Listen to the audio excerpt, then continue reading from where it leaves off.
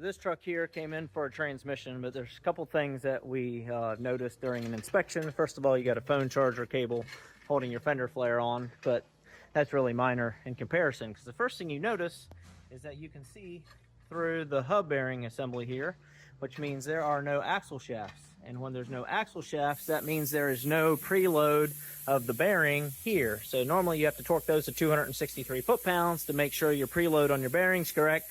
So this significantly increases the risk of this bearing coming apart. So no axles in here, and that means that there's no fluid in the differential. We also see that there is a acorn lug nut right here holding the tie rod end on.